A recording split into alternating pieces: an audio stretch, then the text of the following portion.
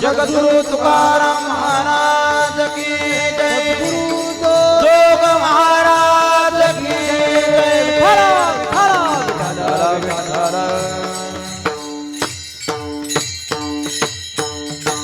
त्रिभुवनी सुखया समान, नाही त्रिभुवनी सुखया समान, मनवने मन स्थिरावले। दरियली जीवी पाऊले कोवळी, कंठी एकावळी नाममाळा। शीतळ होणे पावलो विश्रांती, शीतळ होणे पावलो विश्रांती, नसाहे पुढती चाले चित्ता। दरियली जीवी पाऊले कोवळी, कंठी एकावळी नाममाळा।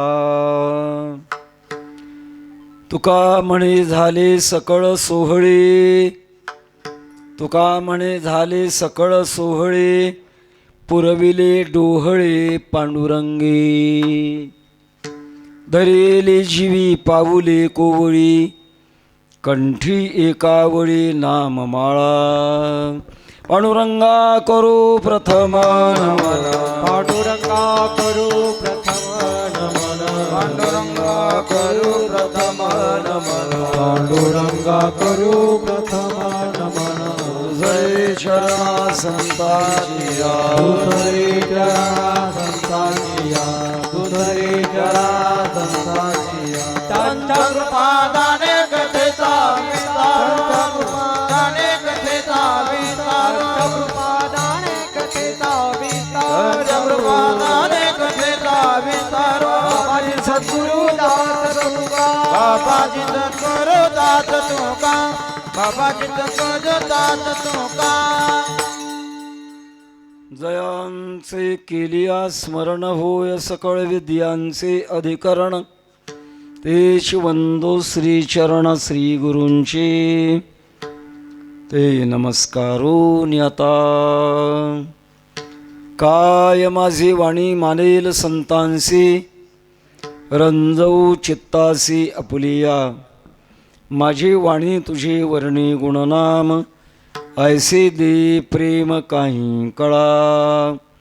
मस्तक हे पायावरी, या वार करी संतांच्या। समचरण सरोजम सांद्रणीलांबुधाभम, जगननिहितपान मंडणम मंडणानां।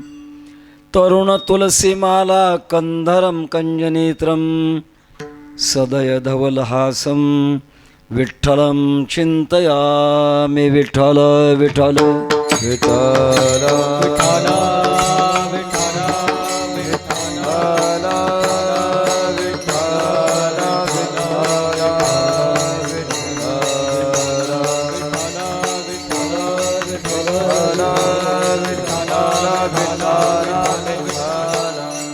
नाही त्रिभुवनी सुखया समान, मनवने मन स्थिरावले। दरियली जीवी पाऊले कोवळी, कंठी एकावळी नाममाळा। अनंत कृपा सागर भगवत पूज्यपाद जगदुद्धारक जगद्गुरु श्री तुकोबाराय, श्री हरिहर केशव गोविंद भगवान परमात्म्याच्या या पवित्र दरबारामध्ये उपस्थित संत महंत भाविक सज्जन माता भगिनी बालक बालिका टाळकरी मृदंग वादक ऑपरेटर साहेब विणेकरी सर्वांना अंतःकरणपूर्वक वंदन करून आज श्री क्षेत्र बेलापूर या ठिकाणी एक आत्यंतिक अशा प्रकारचं समाधान ज्याला म्हणतात ते समाधान प्राप्त होत असताना आपण चिंतन सेवा करत आहोत। प्रतिवर्षाप्रमाणे या ठिकाणचा हा अखंड हरिनाम सप्ताह ग्रंथराज ज्ञानेश्वरी पारायण सोहळा आपल्या महाराष्ट्राचा स्वाभिमान परमपूज्य परमवंदनीय गोविंद देवगिरी महाराज जे श्री क्षेत्र अयोध्या संस्थानचे कोषाध्यक्ष आहेत आणि भगवान कृष्ण परमात्म्याच्या मथुरा क्षेत्रातले उपाध्यक्ष आहेत। हा आपल्या महाराष्ट्राचा फार मोठा गौरव आहे। त्यांची ही जन्मभूमी आहे. या जन्मभूमीला कोटी कोटी वंदन करून या उत्सवाचं मार्गदर्शन हरिभक्तीपरायण सोपान महाराज यांच्या माध्यमातून घडतं आहे. आज उत्सवाचा 5वा दिवस आहे आणि 5व्या दिवसाच्या चिंतन सेवेकरता महाराजांचा एक अभंग आपण चिंतनामध्ये घेतो. संत जीवनाचं एक अभ्यास करणं अत्यंत महत्त्वाची गोष्ट आहे. कारण जे सर्वांच्या गरजेचं जे असतं ते जगतात ते संत. प्रपंचामध्ये कितीही सांसारिक उपाधी मोठी झाली तरी तो जे प्राप्त करू शकत नाही ते प्राप्त करून जगाला देतात, त्यांचं नाव आहे संत. कदाचित सत्ताधारी जरी असतील तरी परंतु त्याहीपेक्षा संतांची शक्ती वेगळी आहे. महाराज आपल्यातला देशातला झालेला प्रसंग आहे. एक जानशूर्ती नावाचा राजा होता आणि खूप पुण्यवान होता. जसं भगवान प्रभू रामचंद्र म्हणतात, नमेस्तेनो जनपदे, माझ्या राज्यात चोर नाही, माझ्या राज्यात गुन्हेगार नाही. तसं जानशूर्ती राजाच्या राज्यामध्ये खूप सुबत्ता, खूप शांतता. राजा कालस्य कारणम एक सूत्र आहे.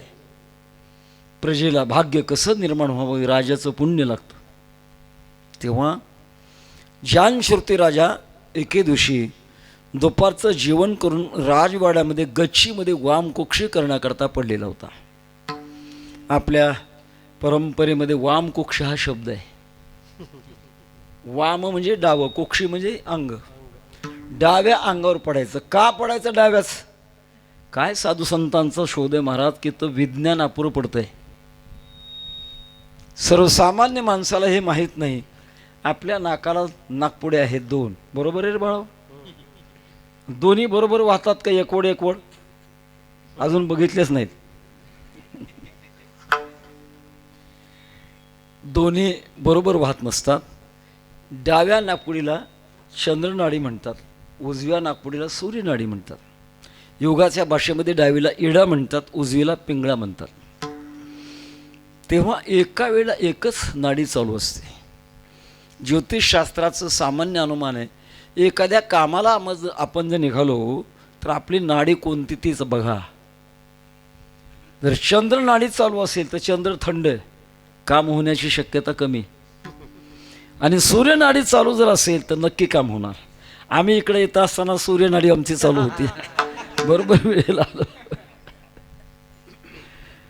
आणि एक असा काळ आहे की त्या काळात दोन्ही नागपुड्या बरोबर चालतात. हा प्रयोग करून बघा, उद्या बघा. संधी काळामध्ये दोन्ही नागपुड्या बरोबर चालतात. रात्र संपली आहे, दिवस सुरू होतो संधी काळ. आपण त्याला संध्याकाळ म्हणतो. दिवस संपलाय, रात्र सुरू होते, असा संधी काळ. आणि संधी काळामध्ये दोन्ही नागपुड्या बरोबर चालतात, त्याला सुषुम्ना काळ म्हणतात. म्हणून संध्या करण्याची वेळ सुषुम्ना काळातली वेळ आहे. त्या काळात फार मोठी ताकद आहे. वारकरी काकड्याचं भजन दुपारी 12 वाजता करत नाहीत. ते पहाटेच का करतात? तो संध्याकाळात. आणि चंद्र थंड असतो, सूर्य उष्ण असतो. आपण खाल्लेलं अन्न लवकर पचण्याकरता डाव्या अंगावर का झोपलो की काही कालानंतर आपली उजवी नाकपुडी चालू होते, त्याला सूर्यनाडी म्हणतात. याच्याकरता आपल्या परंपरेमध्ये वामकुक्षी म्हणतात. जानशूर्ती राजा वामकुक्षी करत पडलेला होता आणि जवळ मोठं पिंपळाचं झाड होतं. त्या पिंपळाच्या झाडावर एक पक्षी, आणि ते पक्षी त्यांचं नाव पिंगळा, पिंगळी. 2 पिंगळी जानशूर्ती राजाच्या शरीरातलं तेज अंतरिक्षामध्ये फाकत होतं. ती पिंगळी आपल्या मालकाला म्हणाली, बघा बघा बघा, काय राजा पुण्यवान आहे, अंतरिक्षामध्ये याचं तेज फाकलंय. पिंगळा म्हणाला, तो कोणाची स्तुती करते, मी नाही मानत त्याला. याच्याच नगरीमध्ये एक रैकव नावाचा हमाल आहे, तो गाडी चालवतोय. तो याच्यापेक्षा पुण्यवान आहे. पिंगळ्याची भाषा जानश्रुती राजाला कळत होती. आणि एक सूत्र सांगत असतो, जी माणसं मोठ्या माणसाला मोठं समजतात ते मोठी होतात. जी माणसं स्वतःपेक्षा कोणालाच मोठं समजत नाही ती कधीच मोठी होत नाहीत. जानश्रुती राजा याच्यातला होता. तो विचार करतो, हामान आणि माझ्यापेक्षा जर तो पुण्यवान असेल तर आता मी त्याच्याकडे गेलं पाहिजे. जानश्रुती राजा फिरत फिरत फिरत गेला. दुपारची वेळ आणि रैकव हे गाडीच्या खाली सावलीला भोजन करून विश्रांती घेत होते. जानश्रुती राजाने जाऊन पाय धरले. महाराज शरण आहे मी तुम्हाला. रैकव म्हणत होते, हो तुम्ही राजे मी हमाल, तुमच्या राजधानीमध्ये हमाली करून पोट भरतो, असं उलटं नाही करायचं. हो, मोठ्याने छोट्याचं दर्शन घ्यायचं नाही.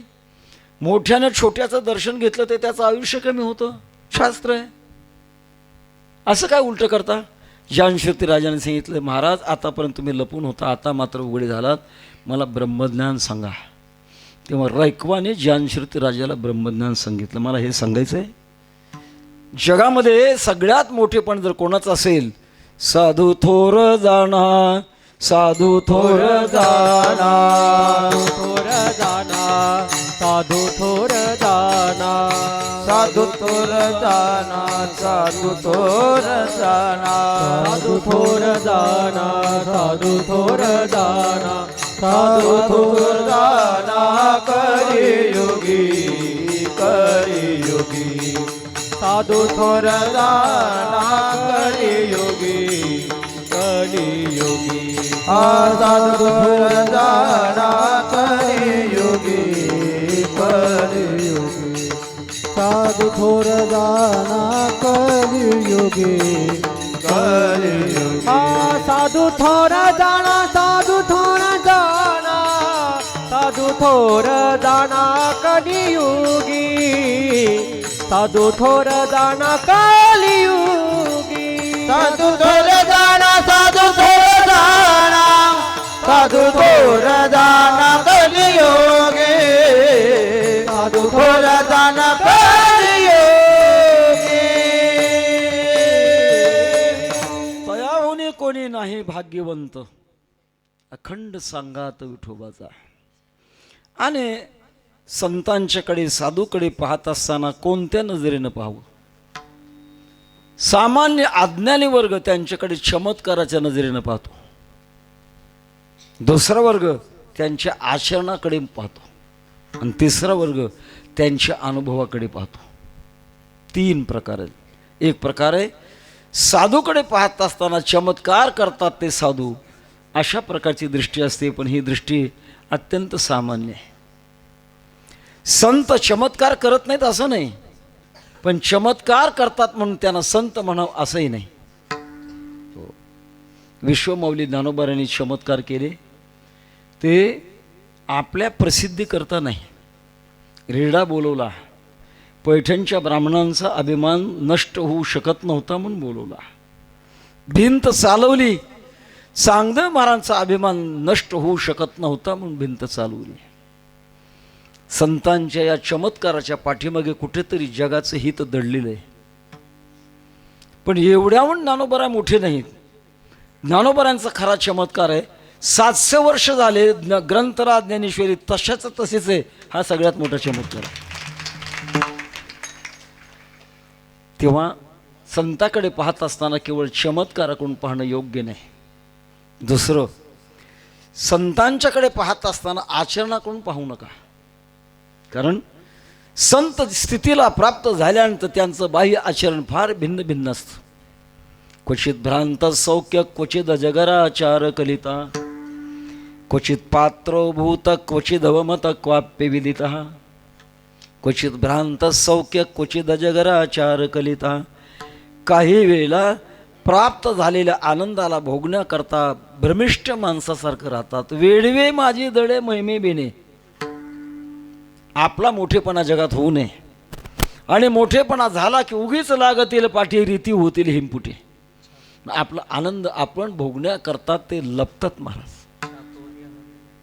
क्वचित भ्रांत, क्वचित अजगराचार कलिता. आजगरासारखे पडून राहतात, काहीच करत नाही. क्वचित पात्र भूता क्वचिदव मत क्वाप्य विदिता. काही संत अत्यंत पात्रीभूत अशा प्रकारचं जगात कार्य करतात.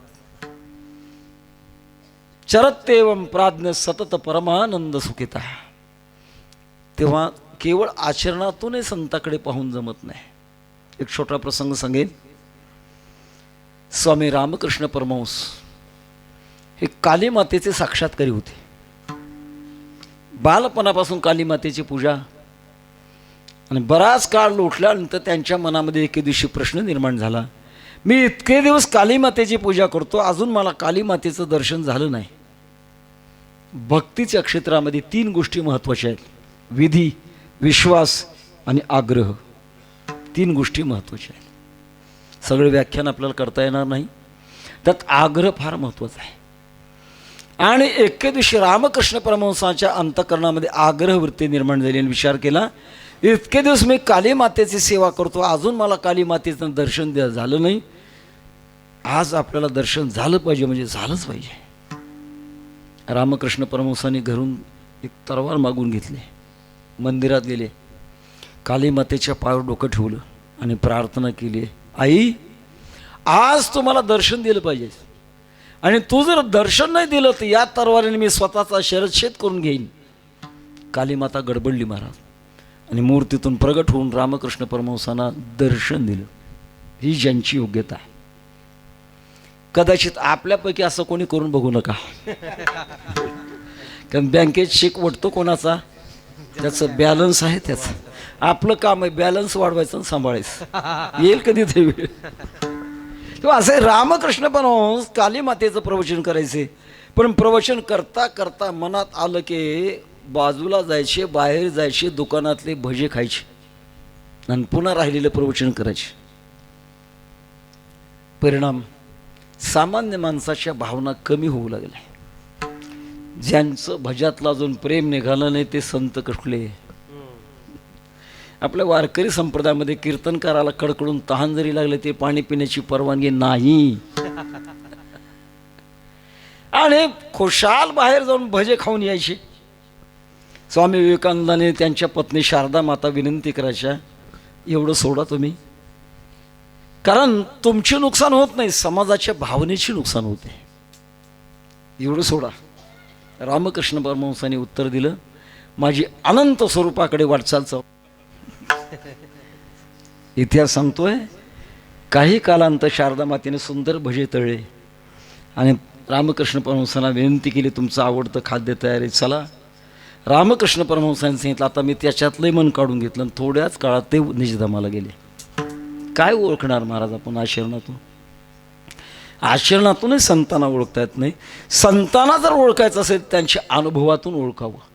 माझा पहा अनुभव, माझा पहा अनुभव, माझा पहा अनुभव, माझा पहा अनुभव. केला देव आपुला, केला देव आपुला, केला देव आपुला, केला देव आपुला, केला देव आपुला, केला देव आपुला. माझा पहाड बाबा, केला देव आपुला, केला देव आपुला, केला देव आपुला. माझा पहाड बाबा, केला देव आपुला, केला देव आपुला, केला देव आपुला. अनुभवे आले अंगा ते या जगा देत असे. जे आम्हाला अनुभवाला आलं ते आम्ही जगाला देतो. संत जीवन अत्यंत मोकळं आणि उदार आहे महाराज. हो, काही कला, काही विद्या देणारी माणसं संकोच करतात, पण संत आपला अनुभव सांगत असताना अजिबात संकोच करत नाहीत. अगदी मोकळ्या मनानं आपल्या अंतःकरणातला जो अनुभव तो सांगत असताना महाराजांना प्रश्न विचारला, महाराज तुम्ही सतत भगवंताच्या भजनात रंगलेले आहात, दिवाळं निघालंय पण त्याची तुम्हाला खंत नाही, प्रापंचिक गोष्टीची तुम्ही कुठली काळजी करत नाही आणि सतत आनंदामध्ये राहताय. ह्या आनंदामध्ये राहत असताना या भगवान परमात्म्याच्या सेवेमध्ये तुम्हाला काय मिळालं म्हणून तुम्ही राहता? उत्तर अभंगाच्या पहिल्या चरणात, नाही त्रिभुवानी सुख या समान, नाही त्रिभुवानी सुख या समान, नाही त्रिभुवने सुख या समान, नाही त्रिभुवने सुख या समान, नाही त्रिभुवानी सुख या समान, नाही त्रिभुवानी सुख या समान, नाही त्रिभुवने सुख या समान, नाही त्रिभुवने सुख या समान, म्हणून मान, म्हणून मान स्थिरावले, धरियेली जीवे पाऊले कोवळी, धरियेली जीवे पाऊले कोवळी, म्हणून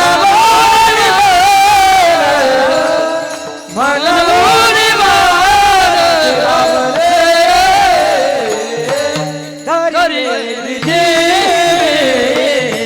पाऊले कोवळी, धरियेली जीवे पाऊले कोवळी, नाही त्रिभुवानी सुखया समान, म्हणून मन स्थिरावले, म्हणून मन स्थिरावले, नाही त्रिभुवने सुखया समान, म्हणून मन स्थिरावले, मन स्थिरावले, स्थिरावले, स्थिरावले. चित्र चमकण्याकरता पेंटरची जबाबदारी लागते, तसं कीर्तनात आनंद मिळण्याकरता गायकांची जबाबदारी आहे. नाही त्रिभुवने सुख या समान. व्याकरणाचा अभ्यास असणारी माणसं म्हणतील नाही क्रियापद आहे, कर्ता कर्माने क्रियापद. महाराजांनी अगोदर क्रियापदच वापरून टाकलं, नाही त्रिभुवने सुख या.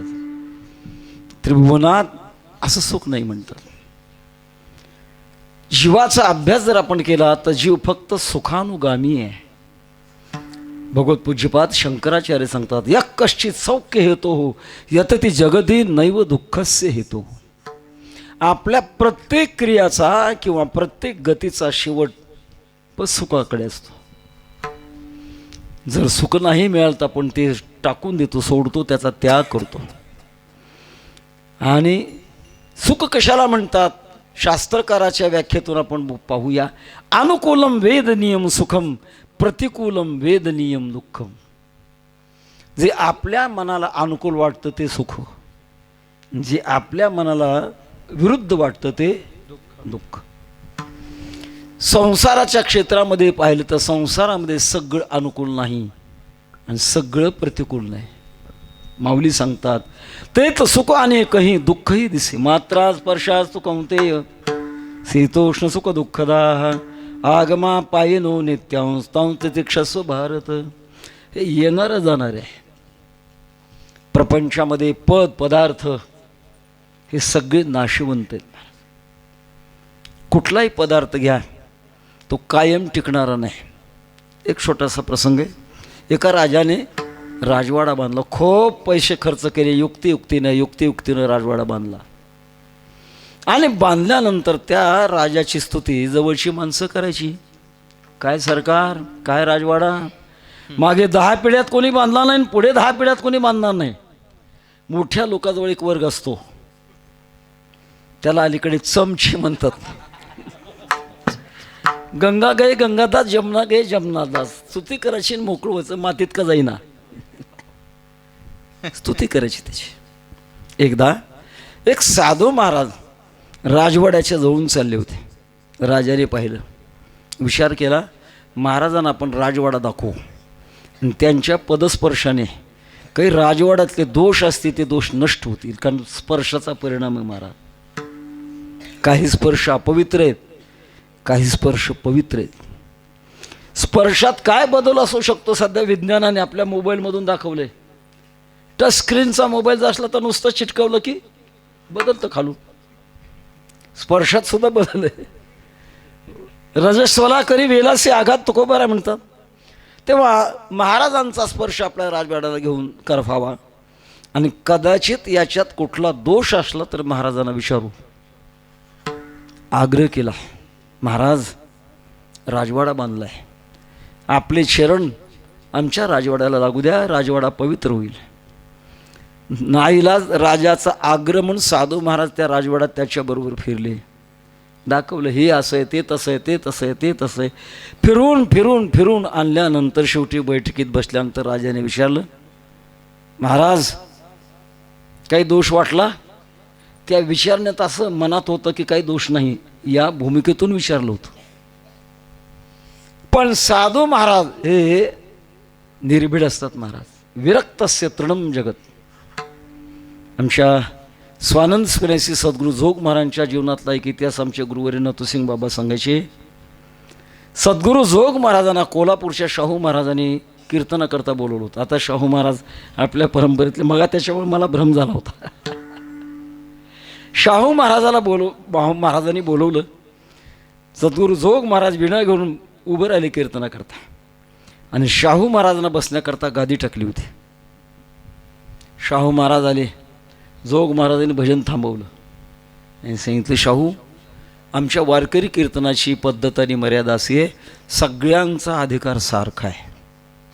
इथं श्रीमंत गरीब कोणी नाही, इथं राजा प्रजा हा भेद नाही, इथं स्त्री पुरुष हा भेद नाही. तुम्ही जर गादीवर बसत असाल तर मी कीर्तन करणार नाही. शाहू महाराजांनी गादी बाजूला फेकून दिली, सगळ्यात बसले. विरक्त क्षेत्रम जगत. मुंगी आणि राव आम्हा सारिकाची जीव. तेव्हा साधू महाराजांना राजाने मोठ्या थाटाने विचारलं की महाराज राजवाडा फिरला आणि आता याच्यात काही दोष आपल्याला आढळला का? पटकन सांगितलं महाराजांनी, राजा 2 दोष आहेत. धक्का बसला. आतापर्यंत कोणी दोष सांगितला नाही आणि महाराज ताबडतोब सांगतात 2 दोष आहेत. महाराज कोणते दोष आहेत? तू निवारण करू शकत नाहीस, कळायला काय हरकत आहे, कळू तर द्या. हे पहा, एक दिवस असा येणार आहे भविष्यात, त्या भविष्यामध्ये राजवाडा तुझा पडणार आहे. आता जुन्या काळातल्या गड्या गडगडल्या, राहिल्या नाहीत गड्या. आणि दुसरा दोष आहे, एक दिवस असा उजाडणार आहे की त्या दिवशी तुला या राजवाड्यातून कायमचं बाहेर काढणार आहेत. 2 दोष आहेत. महत्त्वाचा प्रकार असा आहे, आपण गुणदृष्टीने पाहतो, संत हे दोषदृष्टीने पाहतात. दोषदृष्टी आवर्जून नाही, जे जसं आहे ते तसं पाहिलं पाहिजे. आपात्र मणी येशू भोगेश्वं विचारवान नानुरज्यति किंतेतान दोषदृष्ट्या जिहासती. शहाणी माणसं वर पाहत नाहीत, आत पाहतात. काही लोक आम्हाला म्हणतात, महाराज काय तुमचा थाट आहे. लोक तुमचा सत्कार करतात, फुलाच्या माळा गळ्यात घालतात, त्यांना माळा दिसतात पण माळ्यामध्ये असणाऱ्या मुंग्या चावतात ते दिसत नाही त्यांना. आपात रमणी येशू भोगेश्वं विचारवान नानुरज्यति किंतेतान दोषदृष्ट्या जिहासती. त्याच्यातले दोष पाहतात. तया माझे गळा आहे जो प्राणा ते घेऊन जाये, तो जैसा ठाव्वा नव्हे झाकलेपणे. प्रपंचातला दोष मायेनं पांघरून घातल्यामुळे कळत नाही, पण संत मंडळीचा अभ्यास झाल्यामुळे त्यांनी ते पाहिलेलंच. आणि पाहून ज्याच्यात नेहमी नाश असतो त्याचं नाव आहे प्रपंच, ज्याच्यात कधीच नाश नाही त्याचं नाव आहे परमार्थ. दोघांच्या व्याख्या अत्यंत सोप्या आहेत. संसारामध्ये कायमचा नाश आहे महाराज. सब चला चली का मेला, दुनिया में जो कुछ मजे हैं हारा गए न कम होंगे, लेकिन अफसोस एक आहे, एक दिन हातात खूप चांगलं चांगलं दिसेल एखाद्या वेळ, पण एक दिवस असा वाईट येणार आहे की त्या दिवशी आम्ही राहणार नाही. तेव्हा ही दृष्टी, ज्याची दृष्टी निर्मळ झाली तो प्रपंचाकडे पाहत असतो आणि पाहून तो याच्यात रममाण होत नाही. रममाण होणं वेगळं आणि कामापुरता उपयोग करून घेणं वेगळं, दोघात फरक आहे. तसं पाहिलं तर कामापुरता उपयोग करावाच लागतो ना महाराज. वैकुंठवाशी आमचे गुरुवर मामासाहेब दांडेकर म्हणायचे, संन्यासी माणसानं सगळ्याचा जरी त्याग केला तरी 11 वाजता भूक लागल्यानंतर ग्रस्ताश्रमी माणसाच्या दारात जाऊन उभं राहावं लागतं की नाही. ते असं म्हणायचे. तुका म्हणे संन्यासी माध्यानाशी तोंडवासी, गात्यात नाही पण पक्की आहे म्हणायचे. कुठेतरी अंगीकार करावा लागतो. का करावा लागतो? याच्यामुळे आपल्याला परमात्म्याची वाटचाल करता येते. येणेची शरीरे शरीरा येणे सरे, किंबहुना येरझारे चिरापणे, नरदेह निदान लागले हाती, गती होती तरी का चित्ती न धरावे, नरदेह निदान लागले हाती, उत्तम सार उत्तम गती होती तरी का चित्ती न धरावा.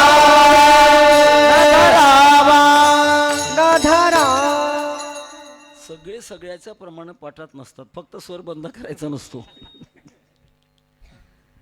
नरदेह निदान लागले हाती, उत्तम सार उत्तम गती, देवच होईन म्हणती ते होती तरी काच ते न धरावे. परमार्थामध्ये का प्रवृत्त होणे संत मंडळी अनेक पद्धतीने सांगतात.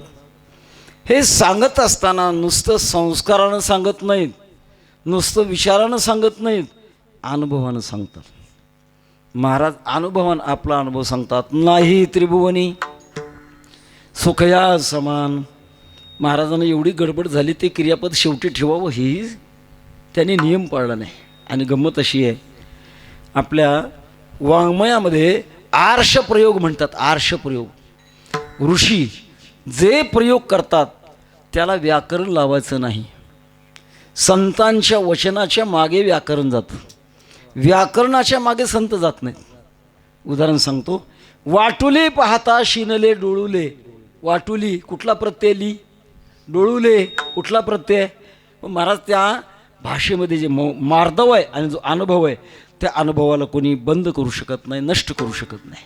अर्थात तसा महाराजांचा प्रयोग नाही त्रिभुवनी सुखया समान. आता येतो एक विचार असा, जगद्गुरु तुकाराम महाराज पुणे जिल्ह्यातल्या देहू गावामध्ये जन्माला आलेले आणि भाषा कशी करतात?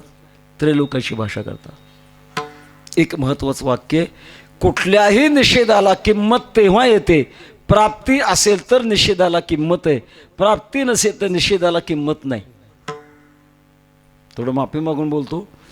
बेलापूरमधल्या एखाद्या नागरिकानं म्हणावं, मला या देशाचं पंतप्रधान पद नको. अहो तुम्हाला कोणी देतंय का याचा विचार करा. आणि देत असलं तर नको म्हणणं हा भाग वेगळा आहे. प्राप्तीपूर्वक निषेधाला किंमत आहे. मिळालंच नाही तर नको म्हणण्याला काय किंमत आहे?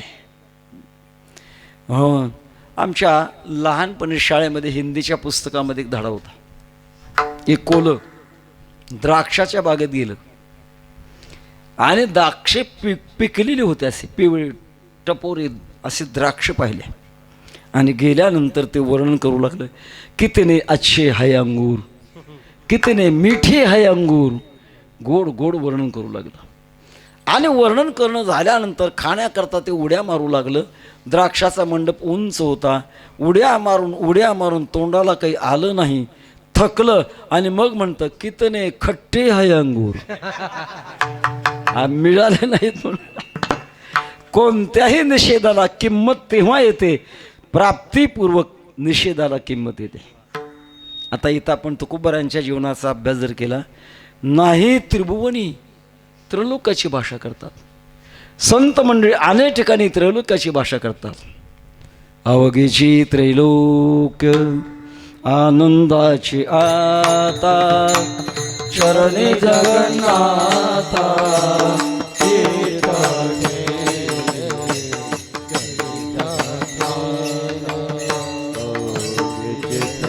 लोके आनंदाची आता जगन्नाथा चित्त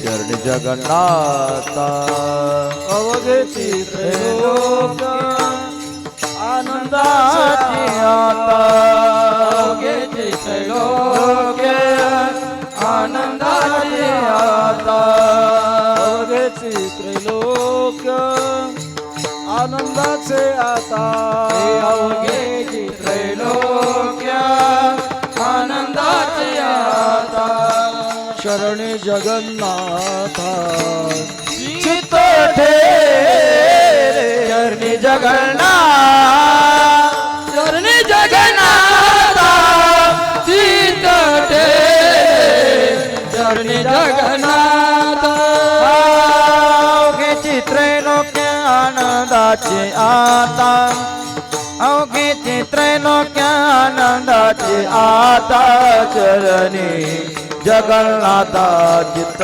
ठेरे हे चरणी जगन्नाथा चित्त ठेरे अवघेची त्रैलोक्य आनंदाचे आता अवघेची त्रैलोक्य आनंदाचे आता चरणी जगन्नाथा चित्त ठेरे हे चरणी जगन्नाथा चित्त ठेरे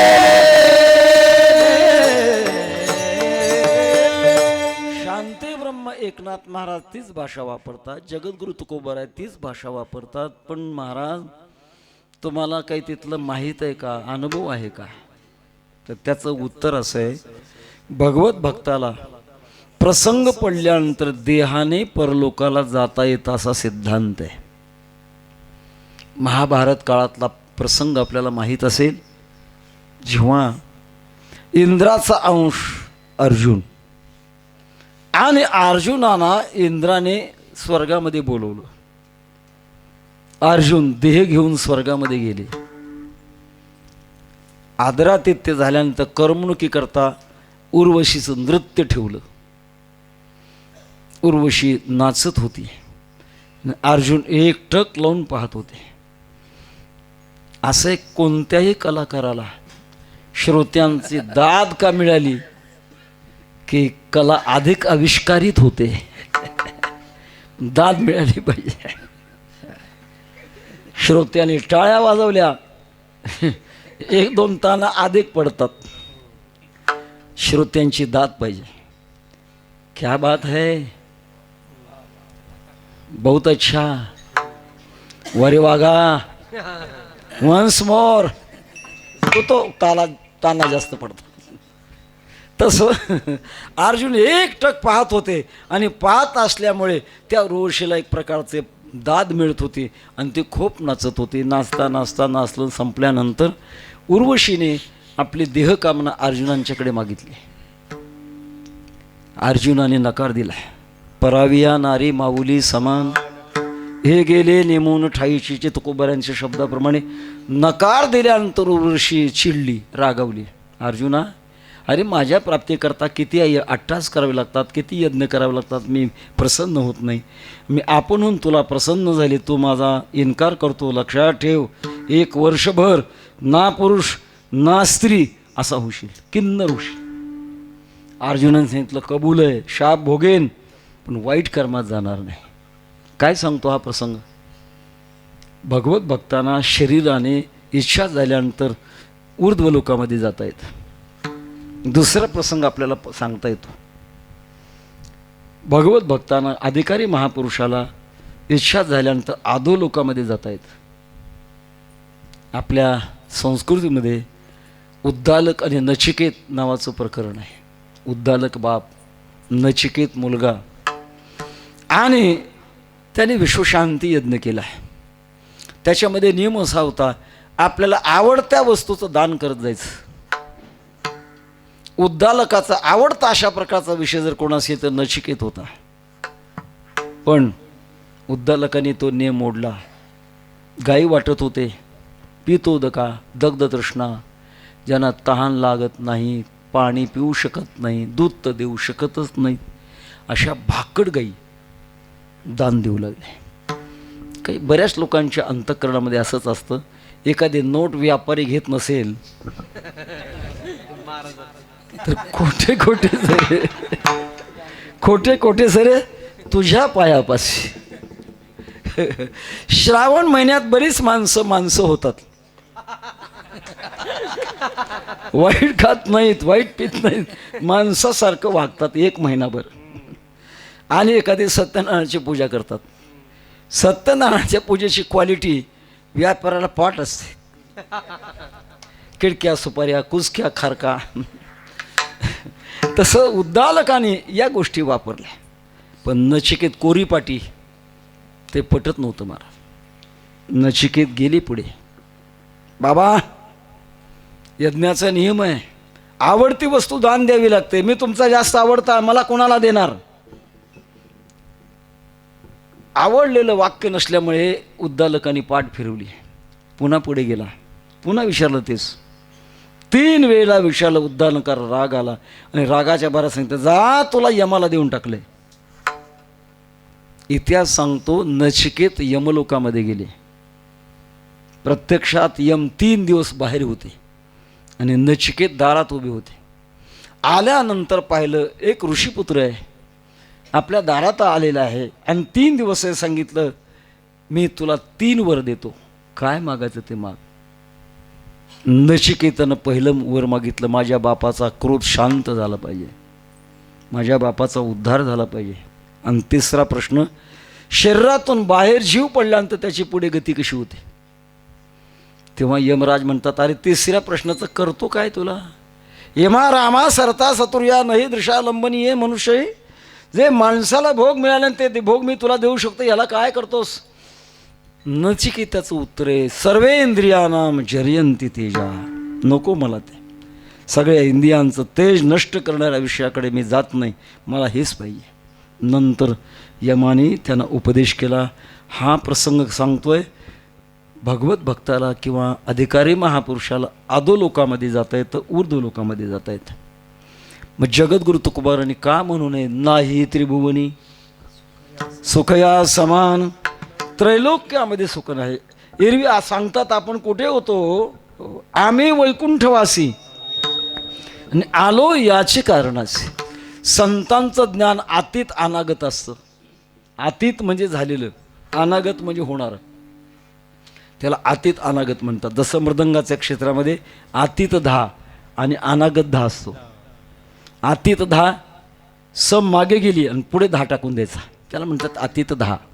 अनागत 10 सम पुढच्या मात्र्यावर आणि अगोदर 10 टाकून द्यायचा. का? पकवाज वाजवणारे खोडकर असतात हे सोडून. आमचे सुलते वैकुंठवासी पद्मश्री शंकरबापू आपेगावकर म्हणायचे, जर वाजवणाऱ्याच्या मनात जर आलं ना, गायकाला 10 आवर्तनं समज कळत नाही. आहे चालू त्याचा ताल आडताल करायचा, आडतालचा पुन्हा दिडी करायची, दिडीची पुन्हा दिडी करायची, कशाला कळते सम. सांगतो एवढ्या करता. तेव्हा या दृष्टिकोनातून आपण जर पाहिलं तर संतांना मागचं कळतं. आम्ही वैकुंठवासी आलो याची कारणात. बोलिले जे ऋषी साच भावी वर्तायना, त्यांना अतीत ज्ञान आहे, अनागत ज्ञान आहे. घेईन मी जन्म यासाठी देवा, तुझी चरण सेवा साधावया, तुझी चरण सेवा साधावया, तुझी चरण सेवा पांढरवया, तुझी चरण सेवा पांढरवया. घेईन मी जन्म यासाठी देवा, तुझी चरण सेवा साधावया, तुझी चरण सेवा साधावया. घेईन मी जन्म यासाठी देवा, तुझी चरण सेवा साधावया, तुझी चरण सेवा साधावया, साधावया, साधावया. दोन्ही प्रकार प्रकारचे ज्ञान आहेत. स्वानंद सुनायसी सद्गुरू जोग महाराज म्हणायचे. जसं जगद्गुरू तुकोबारांच्या शिष्या बहिणाबाई यांना मागचे 14 जन्म आठवत होते. भगवतपूज्यपाद शुकाचार्यांना मागचे 12 जन्म आठवत होते. सद्गुरू जोग महाराज म्हणायचे, मी मागच्या जन्मात ज्ञानोबारांची पालखी आयुष्यभर खांद्यावर वाहिली, ते पुण्य मला आता या जन्मात मिळालं आहे. सांगण्याचा माझा मुद्दा असा आहे की असं ज्यांचं ज्ञान आहे त्यांनी का म्हणून नाही त्रिभुवनी सुखया समान, यासारखं त्रिभुवनात सुख नाही. आता आपल्याला सुखाचं एकही प्रकार बघावं लागतं. याच्यासारखं सुख नाही म्हणजे काय? भगवद्गीता तमोगुणी सुख, रजोगुणी सुख, सत्वगुणी सुख सांगते. सुखाच्या बाबतीमध्ये आणखी काय आपल्याला सांगता येते? क्षयिष्णू, समपरिमाण, वर्धिष्णू, 3 प्रकारचे सुख आहेत. क्षयिष्णू क्षणाक्षणाला कमी होतं, त्याचं नाव क्षयिष्णू सुख आहे. समपरिमाण कमी होत नाही, वाढतही नाही, सारखं राहतं, समपरिमाण. आणि वर्धिष्णू क्षणाक्षणाला वाढत राहतं, ते वर्धिष्णू सुख आहे. संसारातल्या पंचमहाभूतांचं जे सुख आहे ते क्षयिष्णू आहे महाराज. पावला पावलाला कमी होत राहतं. थोडं माफी मागून बोलतो, अलीकडच्या काळात चाललं आहे म्हणून बोलतो. अलीकडे कॉलेजमध्ये तरुण मुलं मुली एकत्र अभ्यास करतात, एकत्र शिक्षण घेतात आणि वय तरुण असतं, मनात विकार जागे होतात आणि एखादा मुलगा एखाद्या मुलीशी लग्न म्हणत नाही, मी लव्ह मॅरेज करतो. लग्न वेगळं आणि लव्ह मॅरेज वेगळं. नवीन कपडे वगैरे घातलेले असतात, मित्रांनी विचारलेलं असतं, अरे काय दसरा नाही, पाडवा नाही, काय नाही, तुझ्या अंगावर नवीन कपडे का? तो म्हणतो माझं लव्ह मॅरेज झाले. कोणाबरोबर? आमक्या अमक्या मुलीबरोबर. तिच्याबरोबरच का? चंद्रमुखी आहे म्हणून. पहिलं काय म्हणतो तो? चंद्रमुखी आहे. वर्ष 1.5 वर्षांत भेट झाल्यानंतर काय चाललंय तुझं? अरे आता सूर्यमुखी झाली. आणि 1-2 मुलं बाळ झाले, आता कसं आहे? ज्वालामुखी. बदलतं महाराज. जे सुख बदलतंय ते क्षयिष्णू आहे. पावली कमी होत राहत, क्षयिष्णू सुख. दुसरं समपरिमाण, कमी होत नाही, वाढतही नाही, असं जे सुख आहे त्याला ब्रह्मसुख म्हणतात. आपल्या चित्ताची तयारी झाल्यानंतर हो, श्री गुरु आपैसा भेटीची गा, ऐसी कर्मसाम्य दशा होय जीत विरिषा, श्री गुरु आपैसा भेटीची गा. गुरुला शोधत जावं लागत नाही, गुरु आपण होऊन येतात. जगद्गुरु तुकोबाराय बाबाजी चैतन्याकडे गेले नाहीत, बाबाजी चैतन्यच यांच्याकडे आले. घर आले, घर आले, आले घर आले, घर आले, घर आले, घर आले, घर आले, घर आले कृपाळू, घर आले कृपाळू, घर आले कृपाळू, घर आले कृपाळू, घर आले कृपाळू, घर आले, घर आले, घर आले, घर आले, घर आले कृपाळू, घर आले कृपाळू, घर आले, घर आले, घर आले, घर आले कृपाळू,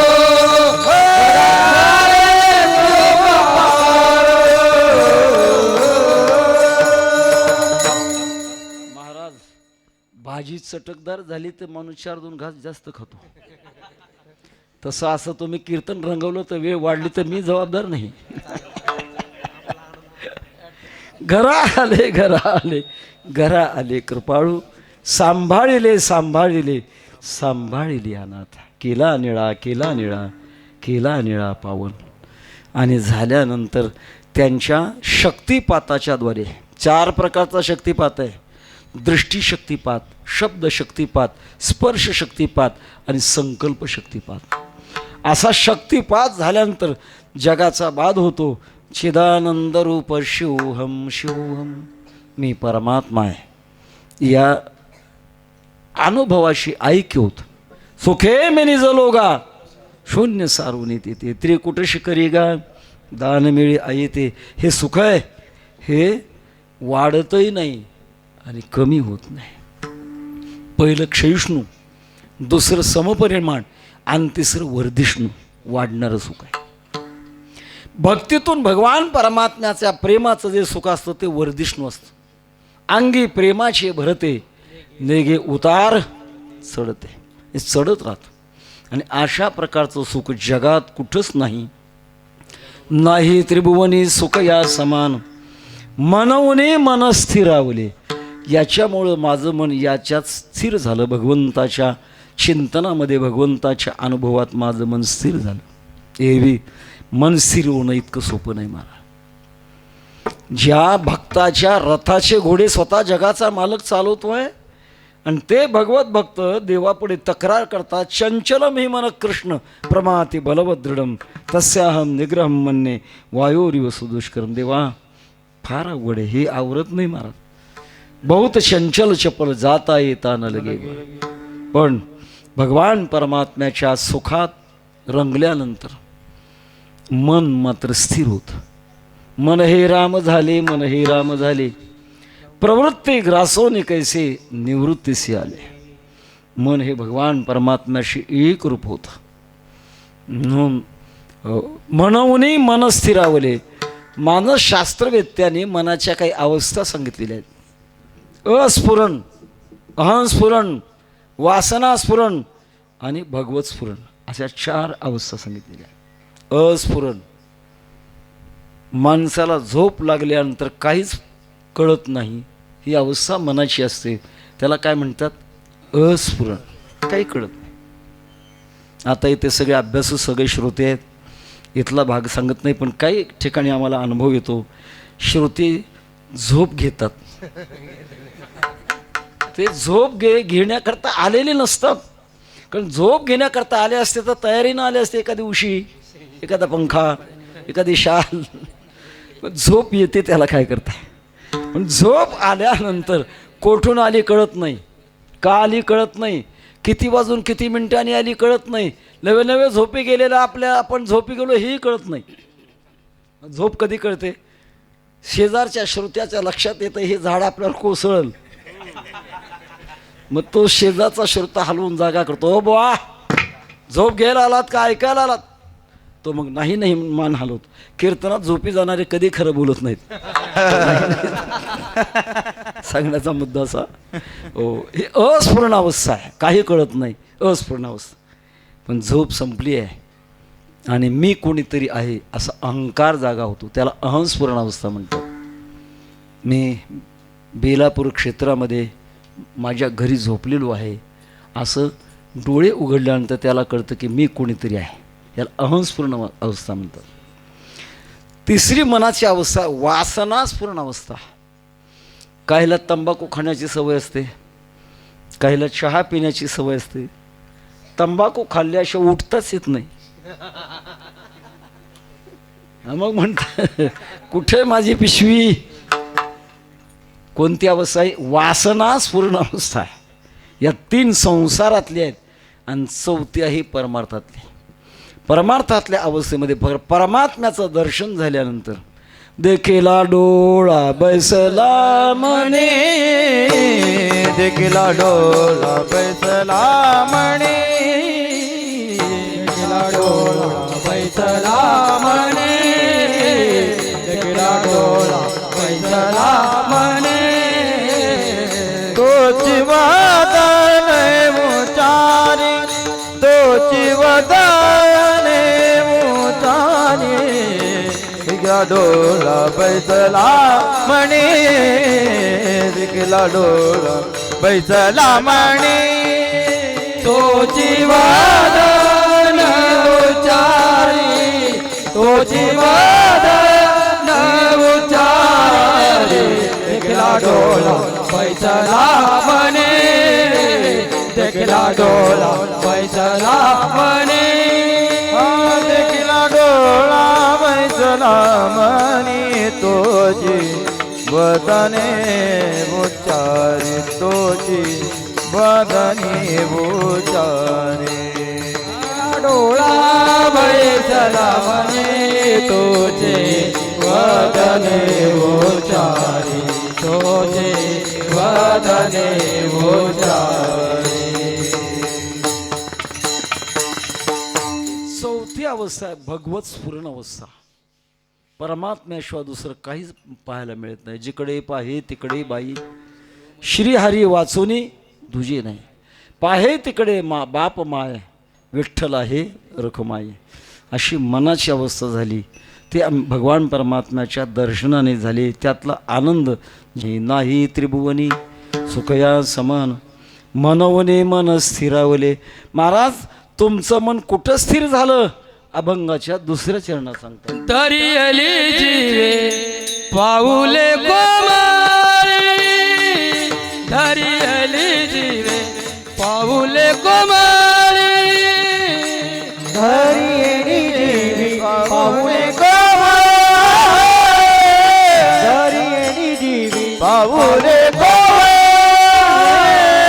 धरी अली जीवे पाऊले कोमारी धरी अली जीवे पाऊले कोमारी जीवे पाहुणे जीवे पाहुणे कंठीये गवारी नाम मारा कंठीये गवारी नाम मारा धरी अली जीवे पाऊले कोमारी धरी अली जीवे पाऊले कोमारी कंठीये कावरी नाम माळा कंठीये कावरी नाम दरिये जीवे पाहुणे कोमारी दरिये जीवे पाहुणे कोमारी पाहुणे अली जीवे पाऊले कोमारी कंठीये कावरी नाम माळा कंठीये कावरी नाम माळा दरिये जीवे पाहुणे कोमारी कंठीये कावरी नाम माळा कंठीये कावरी नाम माळा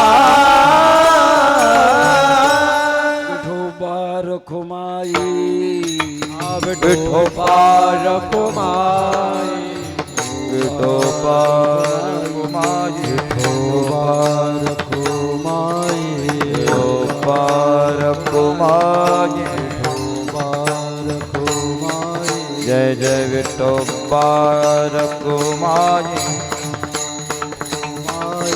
विठोबा रखुमाई विठोबा रखुमाई. जय जय विठोबा रखुमाई रखुमाई विठोबा रखुमाई विठोबा रखुमाई विठोबा रखुमाई विठोबा रखुमाई विठोबा रखुमाई विठोबा रखुमाई. जय जय विठोबा रखुमाई विठोबा रखुमाई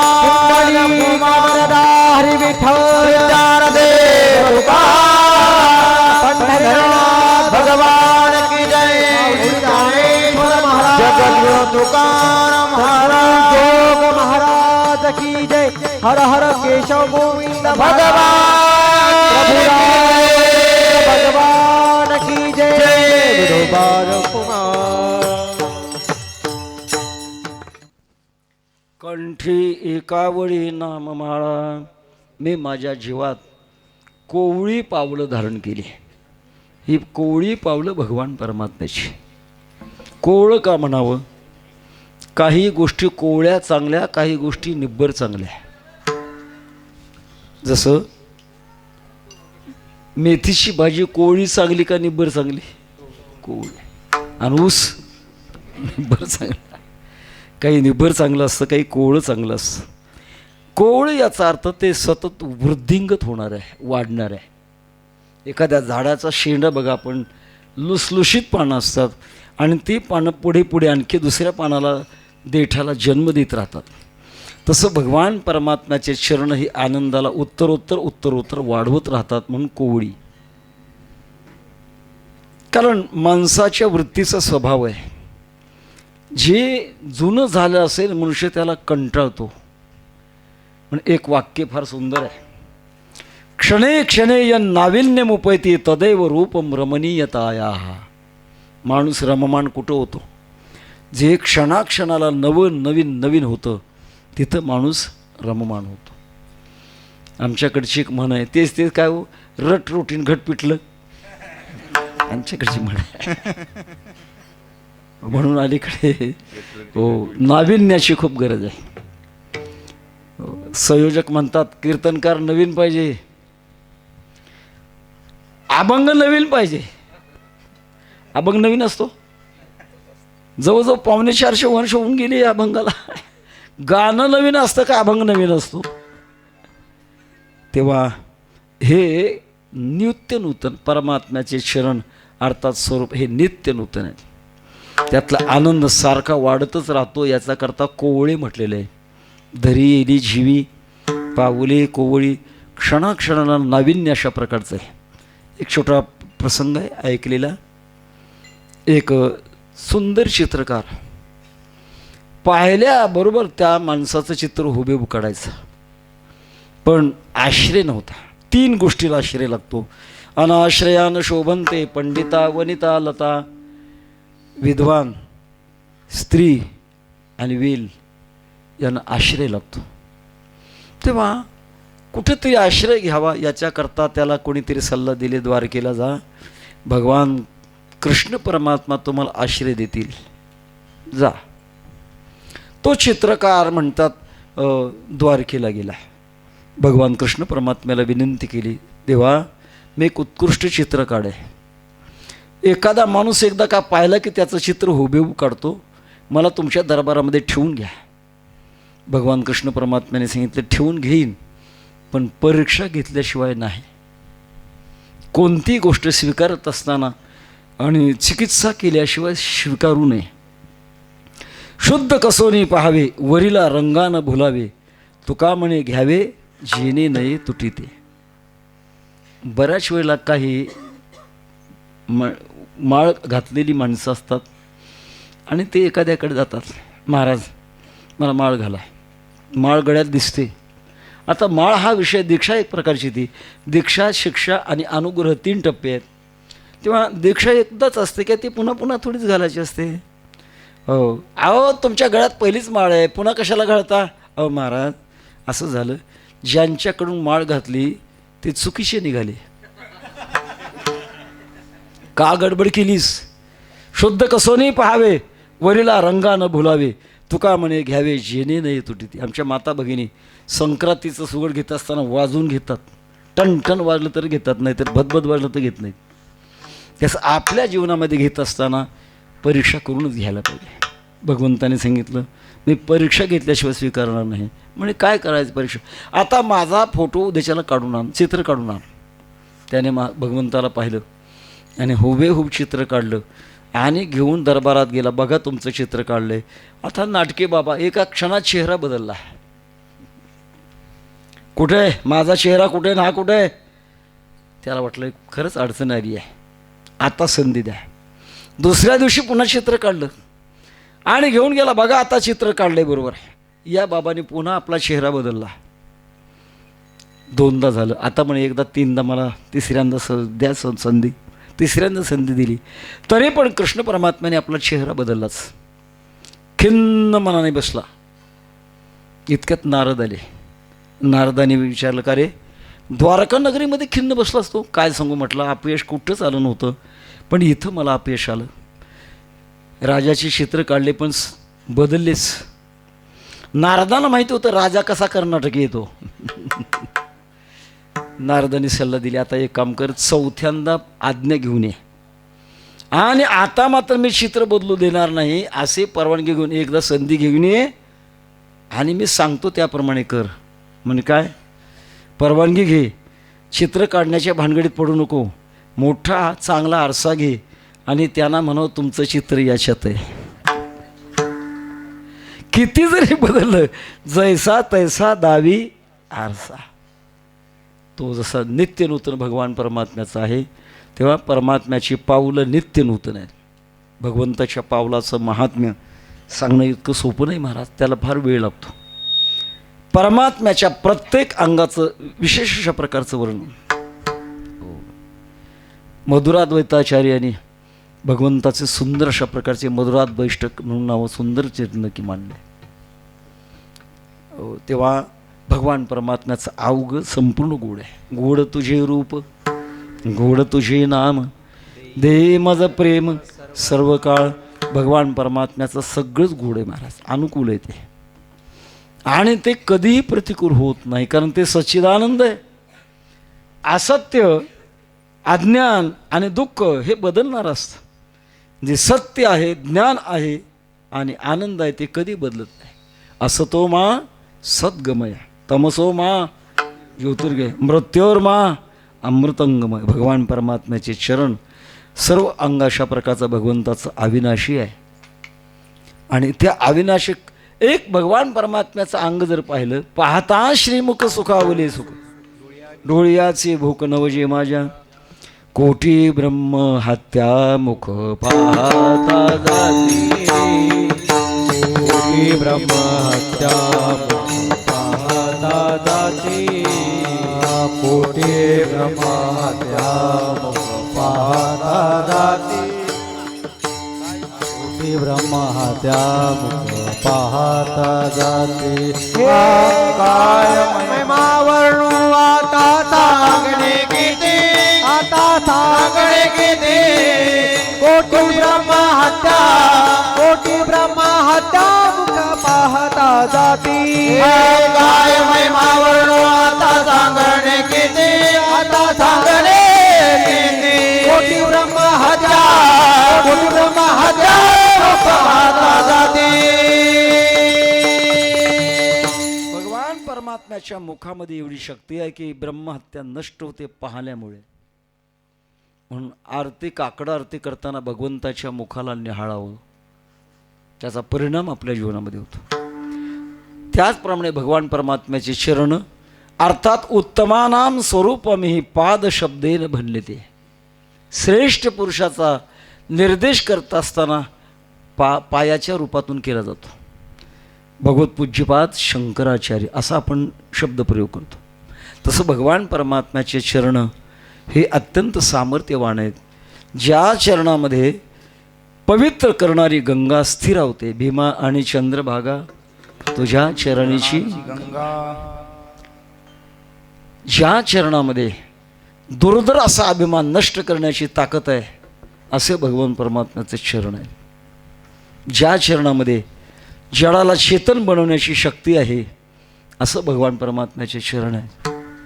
आणि नाथ महाराजांनी वर्णन केल्याप्रमाणे भगवंताच्या चरणाचा जर आश्रय करू लागलो आपण, तर परमात्म्याच्या चरणामध्ये एक अलौकिक सामुद्रिक आहेत. सामुद्रिक ज्योतिषशास्त्राने भाग्यवान किंवा वैभववान निवडण्याकरता त्याचे सामुद्रिक सांगितलेले आहेत. कपाळ उंच असावं, कानाचा चाफा मोठा असावा, बोटाची शेंडी निमुळती असावी, 10 बोटापैकी एका तरी बोटावर चक्र असावं. बहुतेक रेषा जुळतात तिथं शंखाचा आकार प्राप्त होतो. पण एखाद्या वेळेला एखाद्या भाग्यवानाच्या 10 बोटापैकी एका तरी बोटावर चक्राचा आकार असतो. एक चक्री सदा भोगी. अरण्यात नेऊन जरी सोडलं तरी उपवाशी राहत नाही. आता पाहू नका, बोटं कीर्तन संपल्यानंतर पहा. एवढंच नाही, सामुद्रिक माणसाच्या तळपायावर देखील असतात. ध्वज वज्रांकुश ऊर्ध्व रेखा, दोन्ही पायी पद्मे देखा. नाथ महाराज भगवंताच्या चरणाचं वर्णन करतात. कारण पायावर देखील सामुद्रिक असतात. पूर्वीच्या काळात मुलगा लग्नाला आल्यानंतर त्याचे पालक मुलगी पाहण्याकरता जायचे. असं लांबून का बोलावं लागलं याचं कारण आहे, अलीकडचे बालक आपल्या पालकाला हा त्रास पडू देत नाहीत. ते सरळ सांगतात, बाबा आम्हाला ज्ञानोबारांनी शिकवले, आपुली आपण करा सोडवून. काय कळतं त्याला महाराज. पण पूर्वीचे पालक मुलगी पाहण्याकरता गेल्यानंतर मुलीच्या बापाला म्हणायचे, मुलगी दाखवत असताना तिचे पाय धुवा आणि न पुसता पाटावर आणून बसवा. ओल्या पायाचे जमिनीवर ठसे उमटतात काही ठसे भाग्यवान असतात, काही ठसे दुर्दैवी असतात. भाग्यवान कोणते, दुर्दैवी कोणते, कीर्तनात सांगून एखाद्यावर अन्याय होण्याची शक्यता न सांगितलेलं बरं. पण भगवान परमात्म्याच्या चरणावर इतकी सामुद्रिक आहेत. त्याच्या चरणाचा आणखी एक छोटासा प्रसंग रामायणातला सांगण्यासारखा आहे. एकदा भगवान प्रभू रामचंद्रांनी चिठ्ठी लिहिली. हनुमंतराय पुढे बसलेले होते आणि सांगितलं, हनुमंताई चिठ्ठी घे. हनुमंतरायांनी सांगितलं, प्रभू तुम्ही सांगा चिठ्ठीत काय लिहिले ते. चिठ्ठीत असं लिहिलं होतं, हनुमंता तुझ्या शक्तीच्या द्वारा सुग्रीवाला किष्किंधा नगरी मिळाली. पुढची गोष्ट, तुझ्या कर्तृत्वामुळे बिभीषणाला लंका मिळाली. पण हनुमंता तुला काही देऊ शकलो नाही. इतक्यात हनुमंतराय पुढे आले आणि प्रभूच्या दोन्ही पायावर 2 हात ठेवले. सांगितले, प्रभू याच्यापेक्षा जगात मोठं काय आहे. भगवान परमात्म्याची शरण जी असतात ते सर्वात मोठी आहेत.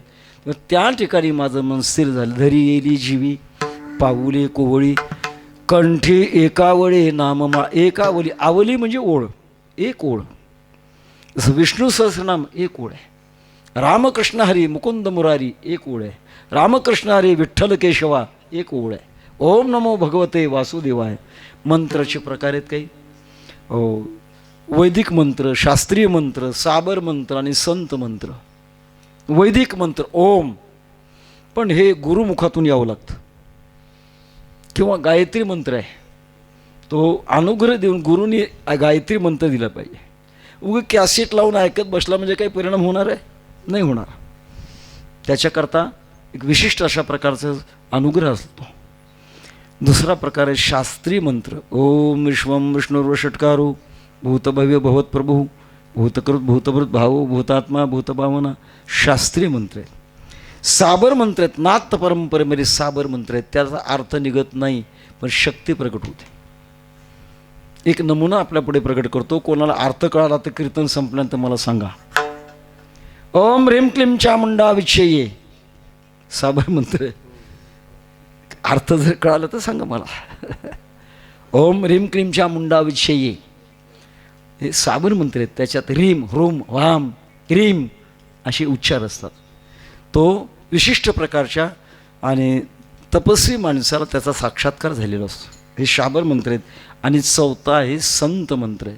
विठ्ठल विठ्ठल मंत्र सोपा करे पापा निर्मूळ. ते रामकृष्ण हरी मुकुंद मुरारी मंत्र हा उच्चारी वेळोवेळा हे मंत्र आहेत. तेव्हा अशा प्रकारच्या मंत्राचं कंठी एकावळी नाममाळा. नाममाळा आम्ही कंठामध्ये धारण केलेली आहे. इतकं सोपं नाही कंठात नाममाळा धारण करणं. कंठी धरणा कृष्ण मणी, कंठी धरणा कृष्ण मणी, कंठी धरला कृष्ण मणी, कंठी धरला कृष्ण मणी. अवघाजनी प्रकट, अवघाजनी प्रकट वाटो एकमेका, काला वाटो एकमेका. हे अवघाजनी प्रकाश, अवघाजनी प्रकाश, काला वाटू एकमेका, काला वाटू एकमेका.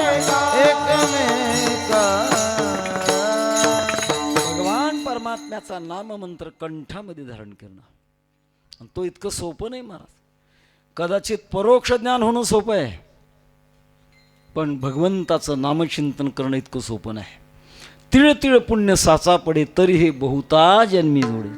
नाम तुझे वाचेशिया तुडे समागम घडे संतांचा. जन्म जन्मांतरी असेल पुण्य सामुग्री तरीच नाम जिव्हाग्री येईल श्रीरामाची. तेव्हा असे पुण्यानं पुण्य पुण्यानं पुण्य नाम. ज्ञानोबराय समाधीमध्ये भगवंताचं चिंतन करतायत. सदा पंढरीनाथ पादाब्जभृंगम. पण माऊली सांगतात हे मला येण्याकरता ज्ञानदेवी अभ्यास मोठा, नामस्मरण मुखावाटा.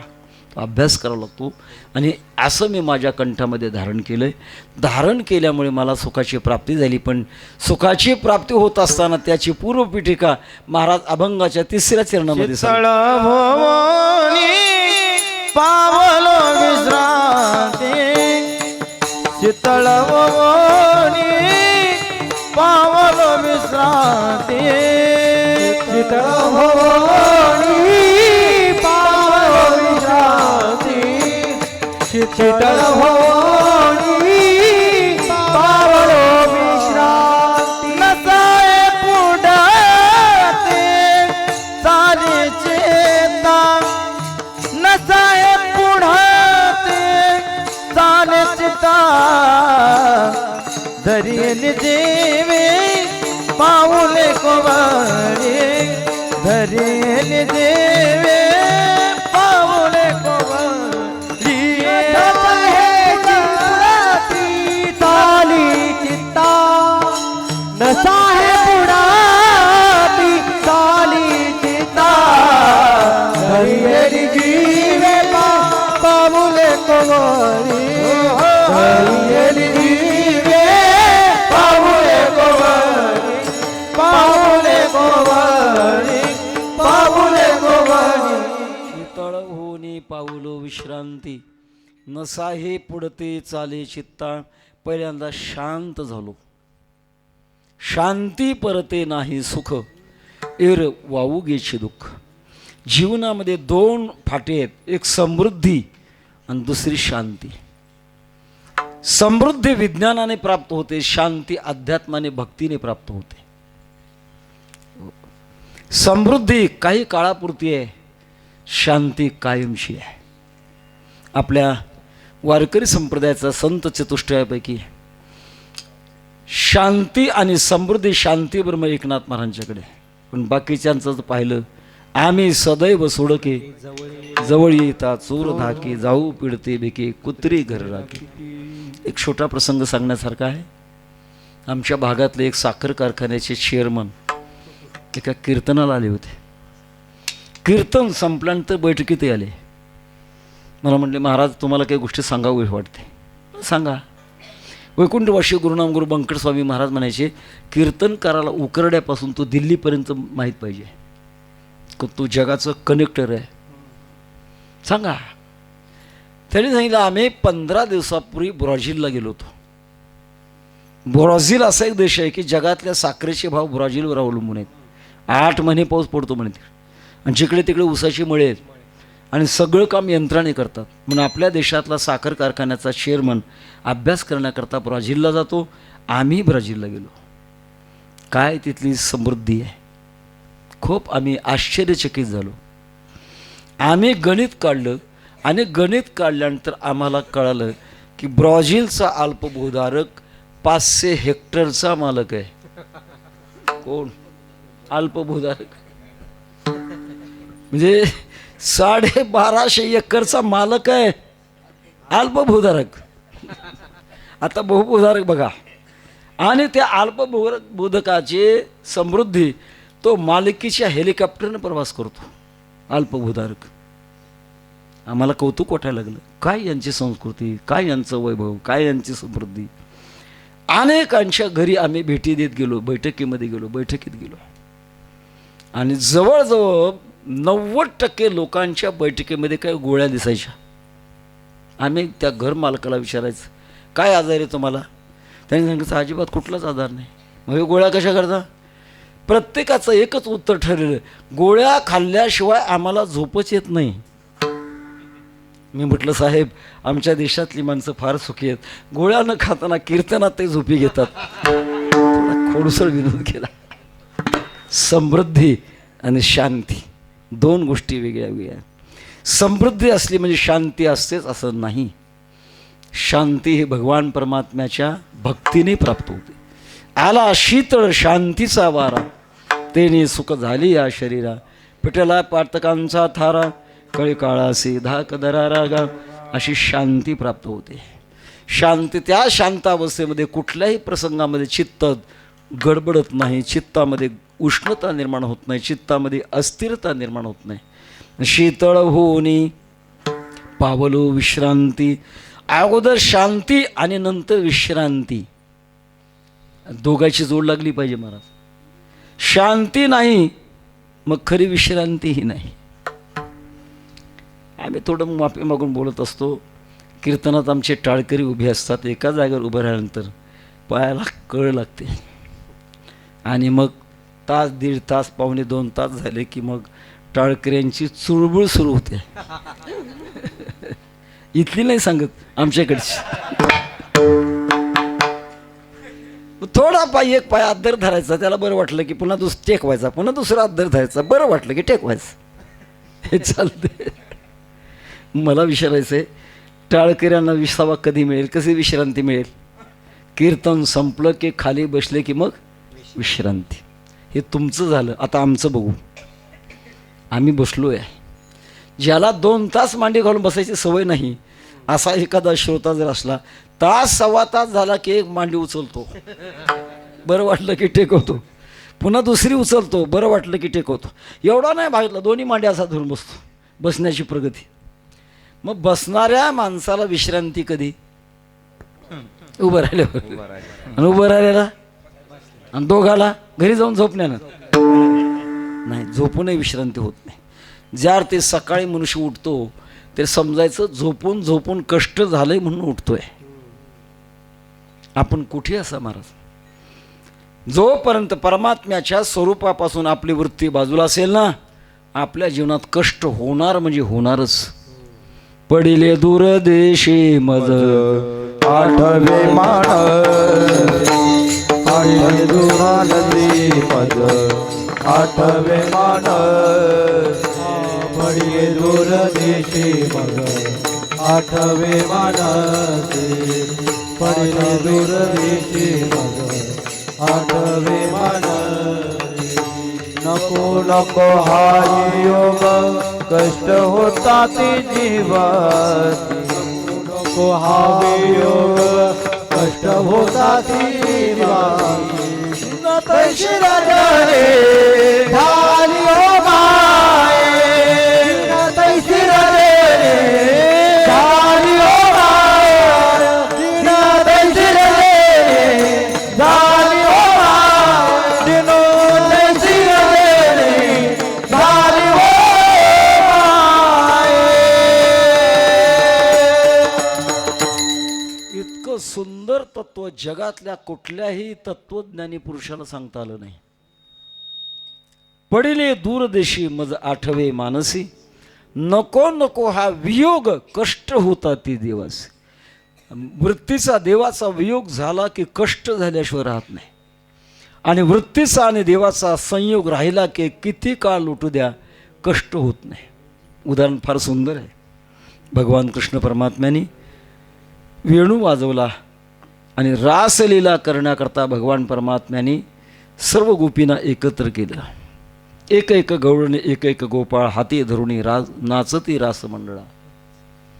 एका जनार्दनी रासमंडळ रचिले, जिकडे पाहे तिकडे परब्रह्मची कोंदले. खूप आनंद, खूप आनंद. किती काळ? 2 तासाचा नाही. रास क्रीडेची राती म्या ब्रह्मा षण्मास केली होती. गोपिका अर्धक्षण मानिती काहा गपसी उगवला. सूर्याला म्हणू लागल्या, सूर्या तुला कामच नाही रे, उठकी सुट उगवतो. अरे अर्धाच क्षण आम्ही आनंद भोगला आणि तो उगवला का? भगवंताशी एकता आहे, परमात्म्याशी एकता आहे, तोपर्यंत कष्ट कधीच होत नाही. कारण एकता का झाली की कष्ट न झाल्यामुळे तिथे स्थिरता प्राप्त होते. परमात्म्याच्या स्वरूपाचा वियोग झाला, तुम्ही कुठे असा जीवनात कष्ट झाल्याशिवाय राहत नाही. फक्त आपल्या विसाव्याची एकच व्याख्या आहे, आपल्या कामाचा बदल हाच आपला विसावा. बदल फक्त करतो आपण, बाकी खऱ्या अर्थानं विसावा नाही. एक मी दृष्टांत सांगत असतो. एका चोराने चोरी केली, चोरीत सापडला, न्यायाधीशाने शिक्षा दिली. सांगितलं 2 प्रकारच्या शिक्षेपैकी कोणती एक तरी भोग. कोणती? एका वेळेला 1 किलोभर मिरच्या नुसत्या खायच्या, आणि नाही पटलं तर 100 फटके खायचे. सांगितलं साहेब मेहरबानी तुमची, माझ्या मनावर ठेवलं, फटके नाही खायचं. फटके खाणं अपमानाचं लक्षण आहे. अजूनही सौदी अरेबिया देशामध्ये म्हणतात चौकात उभं करून फटके मारतात. नाही खाणार, मग मिरच्या खातो. 1 किलोभर मिरच्या आणून ठेवल्या पुढे. त्या अलीकडच्या काळातल्या ज्वाला, पंतसिवन, संकेश्वरी, भृबळी मिरची अशा नव्हत्या. जुन्या काळातल्या आकून लाल भडक लवंग्या मिरच्या, तिखट अत्यंत. 10-15 मिरच्या कशा तरी खाल्ल्या, पोटात आग झाली, तोंडात आग व्हायला लागली. लक्षात आलं शेवटची मिरची आपण जिवंत राहून खाऊ शकत नाही. सांगितलं साहेब का आता फटके खातो. फटके खा. फटके मारणारा हिंद केसरी होता. हातातलं निबर डक होतं आणि जोरात मारत होता. 5-10 फटके मारले की पाठ सुजली. लक्षात आलं 100वा फटका आपण जिवंत राहून खाऊ शकत नाही. साहेब का हे बंद करा. का आता मिरच्या खातो. थोड्या मिरच्या खायच्या आणि थोडे फटके खायचे. हसण्या करता नाही सांगितलं, आपलं हेच चाललंय. फक्त बदल बदल बदल बदल. खऱ्या अर्थाने स्थिरता कुठे नाही. परमात्म्याच्या चरणात मन का स्थिर झालं की मग मात्र अस्थिरता नाही. शीतळ होऊनी पावलो विश्रांती, नसाहे पुढते चाली चित्ता. दुसरा बदल करणं आमच्या चित्ताला चालतच नाही महाराज. आता चाल म्हटल्यानंतर त्याचे बरेच अर्थ होतात. बांधकाम करता करता भांडवल कमी पडलं का हो, बंद पडलं, भांडवल बंद पडलं, पण चाल सोडली म्हणतात. भिंतीची चाल सोडली. कीर्तनात काय म्हणतात?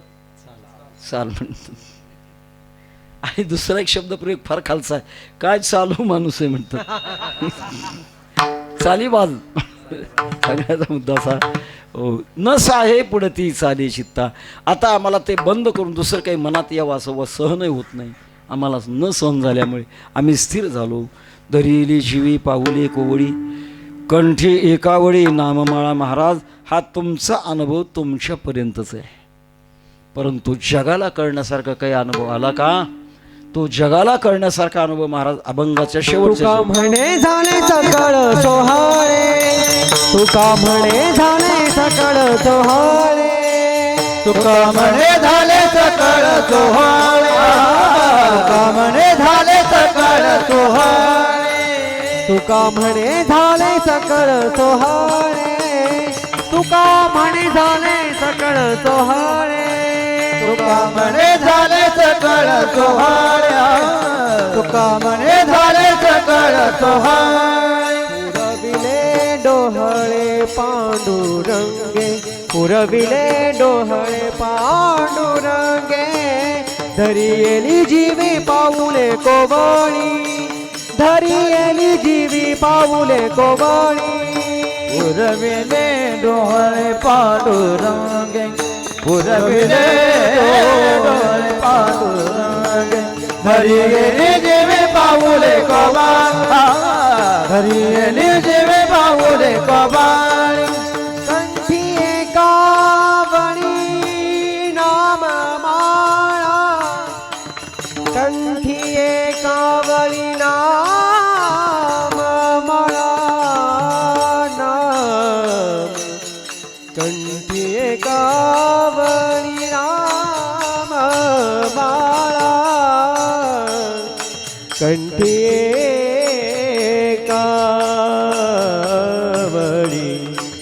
कंठी एकावळी नाम नाम नाम नाम माळा.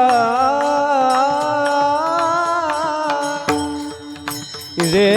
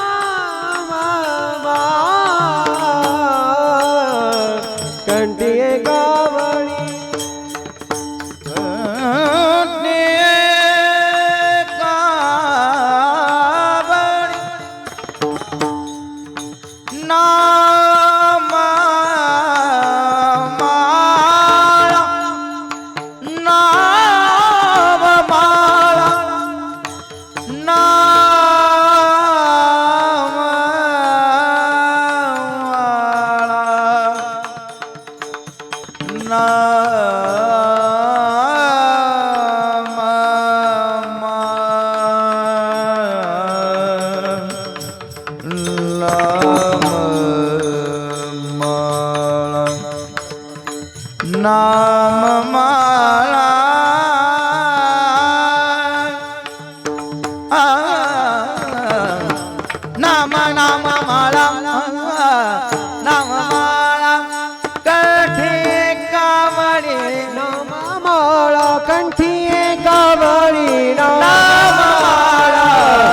धरी दिवे पाऊले कमाई धरी दिवे पाऊले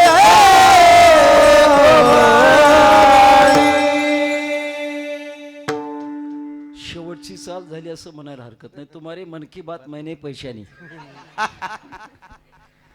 तुका म्हणे झाले सकळ सोहळे पुरविले डोहळे पांडुरंगे. माझ्या जीवनातले सगळे सोहळे, सोहळा त्याला म्हणतात. अनेकांनी आनंद भोगणं याचं नाव सोहळा. लग्न सोहळा, ज्ञानोबारांचा पालखी सोहळा, माऊलींचा समाधी सोहळा. सोहळ्यामध्ये सर्वांना आनंद मिळतो. माझे खूप सोहळे झाले.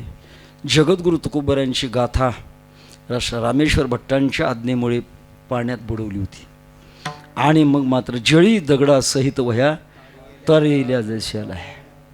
महाराज भजन करण्याकरता जात असताना ज्वारीचं पीक लागलेलं होतं आणि पक्षी दाणे टिपण्याकरता आले होते. खडखड आवाज झाल्यानंतर पक्षी भिवून पळून गेले. महाराजांना वाईट वाटलं. अवघी भूते साम्य आली देखील म्या काही होते. विश्वास होतो मग खरा पांडुरंग कृपेचा. भगवंताला अडवल्यानंतर गुडून गेलेले पक्षी परत येऊन अंगावर बसले. डोहळी पुरवले. लोहगावच्या शिष्याच्या पत्नीने अंगावर अत्यंत कडक पाणी ओतलं. जळे माझी काया लागला उन्हावा धावरे केशवा मायेबापा पेटेली अंग कांती रुमावळी. धावा केल्याबरोबर अंग शांत झालं. आणि चौथा प्रसंग, एक मेलेलं मूल महाराजांच्या कीर्तनात भिंतीला टिकवून बसवलं होतं.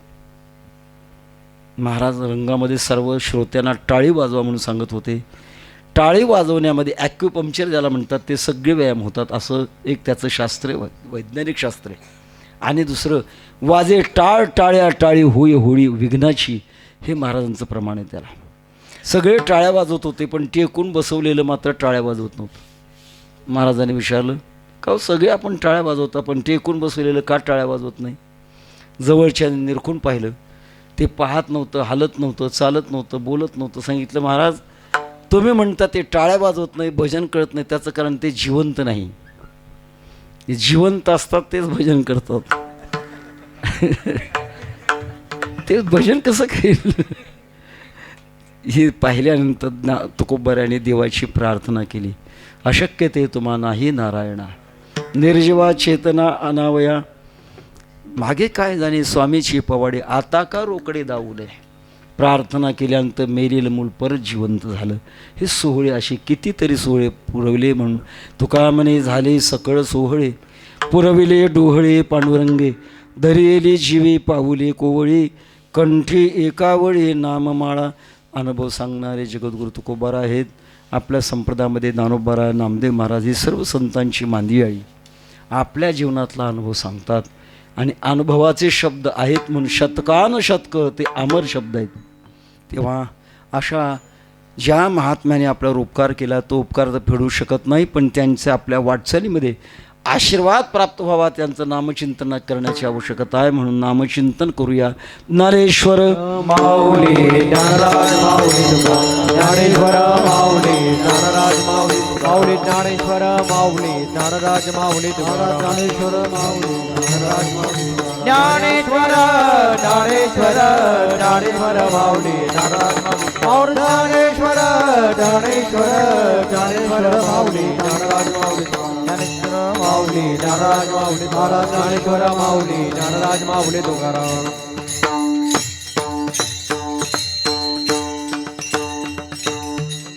वेळ संपलेली आहे, बघू शकलो. आणि त्यातल्या त्यात हे लहान लहान टाळकरी यांचं मला बसल्यापासून कौतुक वाटू लागलं. आज देशाला सुसंस्काराची गरज आहे महाराज. ज्या देशाचा महिमा एत देश प्रसूतस्य सकाशा दग्रजन्मनः स्वम स्वम चरित्रम शिक्षेरन पृथिव्याम सर्व मानवा. ज्या देशाचा एवढा मोठेपणा होता. पण आत्ता जर आपण पाहिलं, बातम्या ऐकल्या किंवा पेपर वाचले तर मन खिन्न होतं महाराज. नको नको ते भ्रष्टाचार, हिंसाचार, स्वैराचार, अत्याचार, अनाचार, बलात्कार, अपहरण चाललं आहे कुठं देशात. याला जागर आणण्याकरता अशा बालवयामध्ये संस्कार लावण्याची गरज आहे. आणि जे यांना संस्कार लावतात मी त्यांना धन्यवाद देतो. किंवा असंच आपल्या जीवनामध्ये कौमारे दाचरेत प्राज्ञो धर्मान भागवतानी. बालपणातच सुसंस्कार लावण्याची गरज आहे. माता शत्रू पिता वैरी येन बालोन पाठिता. आई आणि बाप ते शत्रूत ज्यांनी आपल्या मुलाला चांगलं वळण लावलं नाही, सुसंस्कार लावले नाहीत, तेव्हा अशा प्रकारचा हा आनंद आज या ठिकाणी भोगायला मिळाला. श्री हरिहरे केशव गोविंद भगवान परमात्म्याच्या चरणांमध्ये झालेली चिंतन सेवा समर्पित करून आपणा सर्वांना जगद्गुरु तुकोबारांना जो आनंद आणि अनुभव मिळाला, त्या रस्त्यात आपण जाता जाता तोही अनुभव आपल्याला मिळावा अशी प्रार्थना करून तुझे देणे तुझ्या समर्पणी पायी झालो उतराई पांडुरंगा. विठ्ठल जय जय विठ्ठल जय विठ्ठल जय जय विठ्ठल. हरी आज परमपूज्य ज्ञानसिंधू संदीपान महाराज हस्सेगावकर तथा आळंदी क्षेत्रामधली स्वानंद सुखनिवासी जोग महाराज वारकरी शिक्षण संस्था, ज्या संस्थेमध्ये शिक्षकांना पगार दिला जात नाही व विद्यार्थ्यांना फी नाही, अशा संस्थेच्या अध्यक्षपदी परमपूज्य दादा या पदावर आहेत व परमपूज्य दादा व स्वामीजींचं पूज्य महाराज श्री यांचं अमृत महोत्सव आपण या ठिकाणी साजरा करणार आहोत. तरी सर्वांनी 5 मिनटं कुणीही जागा सोडू नये ही विनंती.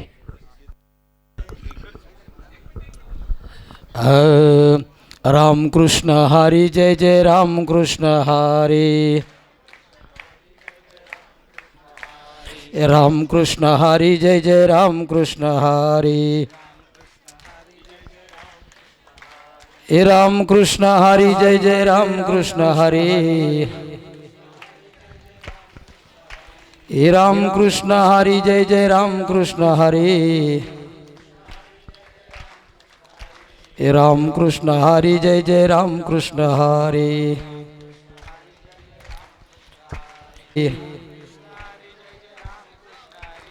रामकृष्ण हरी जय जय रामकृष्ण हरी. रामकृष्ण हरी जय जय रामकृष्ण हरी. रामकृष्ण हरी जय जय रामकृष्ण हरी. रामकृष्ण हरी जय जय रामकृष्ण हरी. पुंडलीक वरद हरी विठ्ठल.